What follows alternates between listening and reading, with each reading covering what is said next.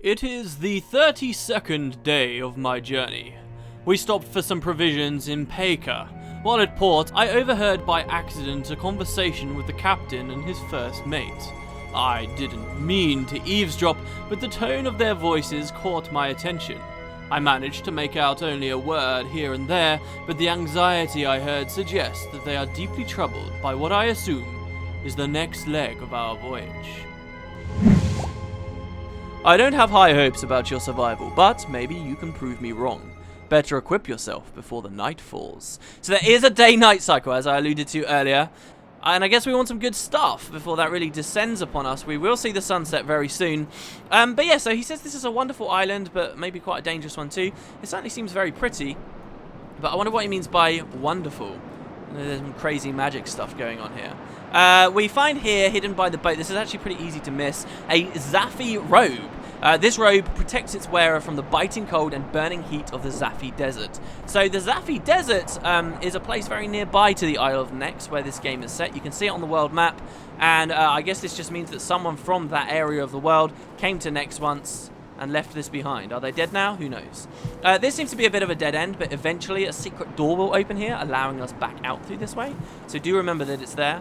And here we've got a very strange looking glowing crystal. This is how you save your game and restore the health of your party members. So here is a grave, and if we click it, we get the information, Crystal of Life. Touch to heal wounds and restore dead champions back to life. But beware, its power needs time to recharge. So these things are tied to the day-night cycle. You can click them once, roughly every half a day or so, as far as I can tell. If we enable the option to only be able to click these once in the entire playthrough, that means you get to save once and heal up once, and after that you are screwed if you need it again. And that transforms this game to feel a lot more, I guess, like a roguelike. Here we've also got a scroll, another one. Let's see what this says. And this here is a scroll of fire bursts. And it says, this conjures a blast of fire that deals fire damage to all foes directly in front of you. So, this is our first spell. You'll notice it's showing us a grid with various symbols on it. Now, because Sanon is a mage, you'll notice his open hands have this blue aura around them. That means he's able to cast spells. So, if we were to right-click his hand, if we right-click the club, then we swing the club. If we right-click his hand, the grid appears. So to cast spells in this game, it's very similar to in the previous game, where each of these runes represents a different element of power, and you can combine them in various ways to get unique spells. So what we're being told by this scroll is that if we activate the top left rune, we'll conjure a blast of fire that deals fire damage to all foes directly in front of you. So let's try it out. We're going to click the top left, and you see it's got a question mark appears here on the bottom. This is the cast button. We click, and it says Sanon learned a new spell. So this is the spell now, and now whenever we try to recast this, it will actually show us, instead of a question mark, hey, this is the fire burst spell. There have been improvements to the spellcasting system in this game, but I'm not ready to really talk about those just yet. So what have we got? Well, we've got that direction over there. We've got this area over here with another bush. I guess we can go and break our way through. Throw a rock at the bush. Wow, we actually broke it. Amazing. And we have a statue here. Statue can't really seem to do very much about it. But the game does have sort of point and click elements. See, if we take this club, we can try and put the club in the hands of the statue. But it says this item does not fit well into the statue's hands. So do you remember that? And, at this point, we could open up our map and say, okay, well, this was the statue. And there we go. Now we're going to remember that for later. But there was also this exit over here. Well, actually, even against this tree here, you've got some throwing knives. So we could maybe have Sanon with throwing knives now and Tikrit with the darts. But I'm actually going to give him the darts and the rocks here. So there's a lot of throwing stuff we have available to us now. Already our hands are starting to get a bit full up, as you can see. But let's progress all the way down here and see what's in this room. This is the ultimate goal of where we want to get to. Over here you'll find a gate, but there's another key lock, kind of a golden key. Behind here is a really powerful treasure.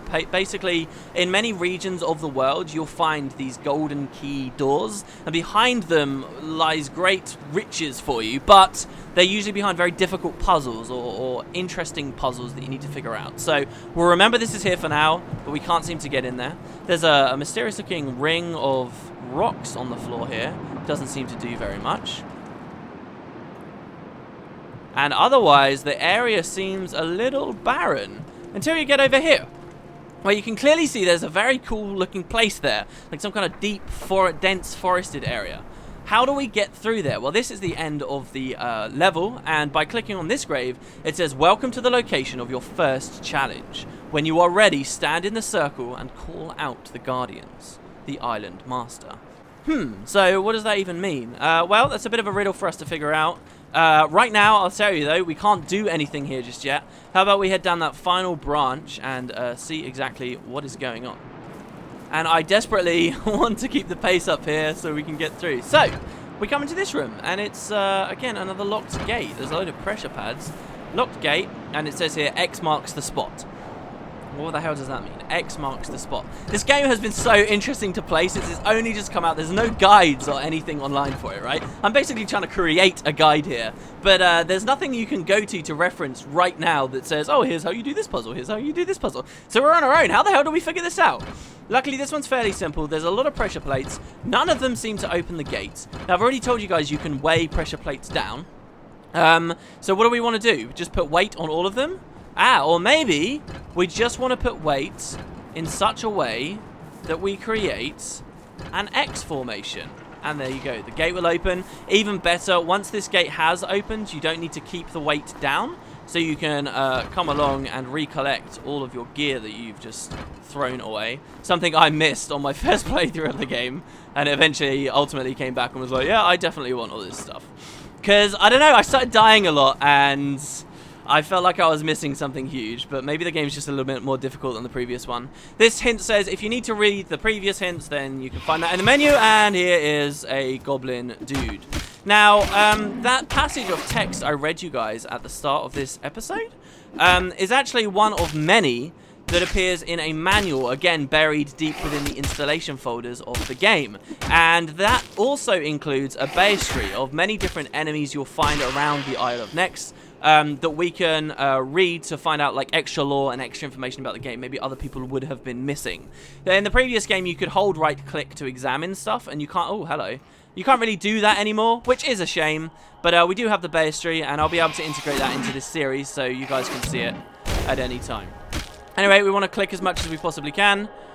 Obviously, our Minotaur is getting a little bit low right now. There we go. Dealt with him there. And actually, I'm thinking of going back to the save crystal. You may notice that the lighting has already started getting a little bit darker as well. It's looking a little bit more intimidating right now. But we're okay because we've flown through most of the puzzles already so far that most other people would have been spending time on. So we'll click the crystal. Game saved. Lags a little bit more in this game than it used to with the old crystals, but whatever, I can take that. We're only trying to save. We're not in the middle of combat or anything. And we'll progress on through. There is another way to heal your characters up, and that's by resting. You can press R to rest, just like this. Sleeping was a big part of the previous game. I will not spoil anything. And so maybe we want to sleep in this game too. But what this will do is it will regen your characters as time moves. So you notice the sun is now setting. Probably shouldn't have done that. The time will move, and also it will start consuming your food too. So you can starve if you spend too long resting to heal up. Now look, we've got another statue here and a closed gate. That's kind of interesting. I guess we'll try and remember that this is here too. And another note. This says, the legend of Killagan. The second most precious thing in life for a seafaring captain is his sword, because without it he cannot command his crew. Thus, upon losing his weapon somewhere on a shipwrecked beach, he lost what is most important to him, the respect of his crew. Now, is it a coincidence that it's telling us this right next to a statue that looks like it should be holding something in its hands? Maybe not. Maybe, guys, we're looking for a sword of some kind. It's interesting to be in the old bowels of this ship here as well. That's just rotten and deteriorated away. Keep an eye out for more goblins. There you go. There's another one. Actually, don't know if these guys are goblins right now. I'm almost positive they aren't. All the enemies in this series tend to have kind of very interesting, weird names, which is fine. It can be very high fantasy, and I like that. One thing that really excites me about this game is the previous one took place entirely in a dungeon. Entirely just on its own in there. It didn't need to have any connection to the outside world or any other lore, but when they released it, they gave us the world map, and they showed us all these other locations, and now we know that we're on the island of Nex, and the people that we saw in that dungeon and the messed up, crazy stuff that happened at the end of the previous game could actually be real, could still be relevant here, and that terrifies and excites me at the same time. Anyway, we've got some grasses here. Let's pick these up. This is falconskaya. The feathery leaves of the falconskaya reflect the color of the sun in yellow, red, and orange hues. Falconskaya is associated with the element of air and dexterity. It prefers to grow in large open spaces. It being associated with dexterity makes me feel like we can maybe brew it into some kind of a dex potion later on, but I'm not too familiar with the alchemy just yet. Here's another gate with another key. Oh, good. How do we get through here? Starting to see the open worldiness come into it a little bit more. This note says that we're at the Windgate Terminus East. You'll actually notice a button here. We'll press that in just a moment. But if we come over here... Actually, that's the way we came from, right? So we're all right. Yeah, I guess I just got a little bit disoriented. Yeah, okay, this is good. So what we want to do is hit the button. And instead of opening the gate, which is what I was scared it was going to do. I thought it was going to open this gate and these guys were going to jump at me. Instead, it creates a teleporter. Teleporters were a big part of the previous game. We're currently here on the map. God knows where we're going to end up when we go through this. Are we going to end up in that room? Get ready for a fight, I would say. Get your glyph ready. Go. Ah, well, we're okay, so it would seem. We're now at Windgate Terminus West. As you can see on the map, we've just hopped over a little bit to the side. How does that help us, though? Maybe we can just bypass everything we've seen so far. Ah, one more turtles. Nothing quite like seeing that old familiar enemy you know you can actually beat and not, not have too much trouble with. I'm going to love it when we get to come back here towards the end of the game and just absolutely destroy these guys. One-shot them in like half a second. It's going to be so good. Over here, we'll notice a bag in the corner. Bags are like extra containers, so let's talk about the inventory system for a second. You've got all the gear you can equip, but then this is the inventory itself. It's slightly different to the previous inventory, which I guess I preferred in the last game, if I'm honest. But you can also get bags and sacks and boxes and stuff, which when you right-click give you even further inventory space. Though everything in the game has a weight value, so these rocks weigh 0.7 kilograms each. You know, they can load you down. If you end up getting over-encumbered, you can move slow and just generally have a horrible time. So even though you could fill up this Minotaur's inventory filled with sacks, eventually it's going to become very cumbersome for him anyway. However, what we found in the sack is useful. We now have 5 rocks to our name, and we have a sling. So using the sling, we can now throw these rocks with more force and do more damage. So that's pretty cool. We now have 2 people on the backline that can do reasonable work. I'm also going to just throw this sack on the floor again because inventory management isn't really a thing right now. And I guess the darts too. Or maybe we can keep the darts. So another thing you can do is you actually have weapon sets. Now, both of Tikrit's hands are filled now. He's got the sling in one hand and he needs to have the rocks in the other so he can actually throw them quickly. But if we hit X on the keyboard, we'll actually swap him to his second weapon set. And this allows you to put whatever you want in there. So there you go, he's got the darts. So what we can do now is once we've ran out of rocks, we can quickly weapon swap, and then we will have our darts available and we can keep, firing away regardless of ammo. Though obviously we'll do a little bit less damage. Here's another gate, locked gate with a chest behind it. How the heck do we get in there? Well, you can see behind it, there does appear to be a pressure pad. So, one little known thing you had to figure out in the previous game is you can actually drop stuff back down on the terrain exactly where you want to. And if we just lean down under the bars, we can reach through and open the gate. So here we'll find a chest, and look, there is an ornate key. I think this may just be useful. We also got a dagger. The dagger is going to be much better for our rogue to be using than this big cumbersome club, and a healing potion. So who do I want to hold my potions? I guess Sanon can. Have fun with that, bro, because that's probably going to fill up his inventory quite a lot. Again, don't forget to recover your stuff. This actually won't close the gate again. But nice, so we got that golden key, and if you guys remember, just back through the portal on the other side of the terminus, we had a golden lock. So get ready, this definitely is going to open this gate this time. We're going to want to do some damage, and we'll use our slings, shall we? We'll start using our fire magic. There we go, clicking the wrong way. And I guess just slowly backing up is fine. If you have enough range stuff, you could run like a pure range team, right? And you could just constantly stay away from people. But you're going to get in situations where things melee you. You'll notice that now our rogue is kind of low on health, and that scares me an awful lot. Hopefully he can evade the next hit. But if he dies here, then he dies here, and we'll be able to show off how he gets revived. So one very interesting thing about the combat of this game This is all stuff really I mentioned in the previous series. It's a very weird mix of both turn-based and then real-time combat. So strafing is a thing. You can constantly be trying to flank enemies. In fact, I would make the argument it's a little bit overpowered in Grimrock. It still feels slightly overpowered in this game, but enemies are a lot quicker now. You know, they dodge around, as you can see this guy is, and you can't really get in their face so well. That went pretty well for me there, though. Well, as far as Loto Pafo dropping to almost dead can be considered good for me. Anyway, in here, any more nasty surprises? Doesn't look like it. I constantly think when I'm outside here that there's more rocks we can pick up on the ground, but there never is. Well, we got another chest here, so let's open this up, have a look inside. Well, this one's pretty interesting, and this is where we start to see some new mechanics come in. Here's a shovel. It says, the simple but reliable tool is favored by masons, farmers, and treasure hunters alike. So, we have a farmer, we may as well give him the shovel.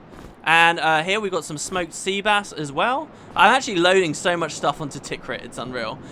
We have a note. It says, at the lone oak, in the shadow of the blue light, I buried it. Interesting. That's something to do with a secret. And we have a rapier. So we have a much better sword for Jonker here. And we get a scroll. So this scroll teaches us some new magic, the Scroll of Poison Cloud. The thing is, this requires earth magic, though, which, unfortunately, Sanon doesn't have just yet. So we're going to have to get that scroll and remember it for later. Actually, wait, does he have earth magic? Because I gave him that extra skill point, didn't I? No, I didn't. I gave him dodge instead. So we're going to have to wait for him to level up before we can learn some earth magic. But that's fine. We do have a spell waiting in the wings already for when that happens. I'm glad to see that the sun still doesn't set, especially after I rested earlier.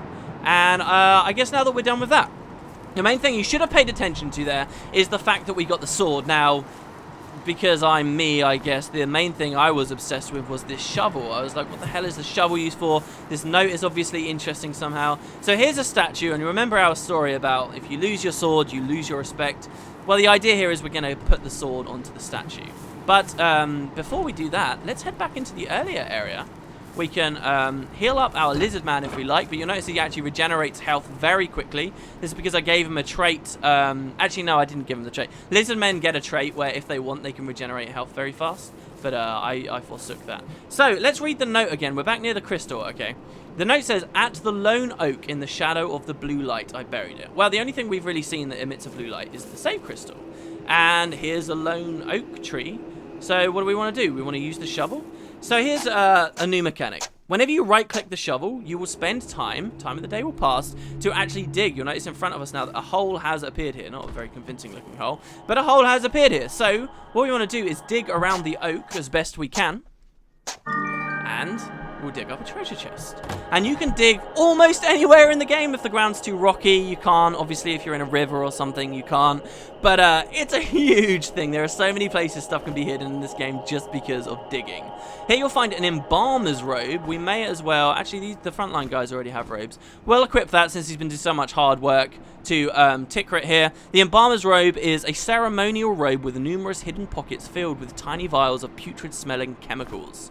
So equip that onto him there. And you'll notice that because we got the secrets give you experience, our human actually leveled up. Humans level up slightly quicker than everyone else. So Sanon, bless him, will be going ahead of the others. And now he has a skill point. So this is the thing primarily you get from leveling up. So many skill trees you can put points in now. In the previous game, you had a limited number of skill trees depending on your class. So fighters could be the only ones to put points into, you know, maces and axes and so forth. In this game, regardless of your class, you can choose whatever you want. So you could make your fighter be very proficient at air magic. It just wouldn't be very smart because they wouldn't get the stats to benefit it, right? So anyway, we just learned an earth spell, so I'm going to put him into earth magic here. In the previous game, that idea might not have been very smart. It used to be that if you tried to spec into way too many skill trees, you would be really, really heavily punished for it much later in the game because you'd stop leveling so quickly and then you wouldn't be able to equip certain things. Well, this game you don't, as far as I'm aware from their blogs anyway, their development blogs, you don't have to feel so bad about that kind of thing. Alright, so let's grab our sword, the rapier here, and equip it on the statue. And we open the gate. So we're going to take that back off there. And, oh look, we're going down.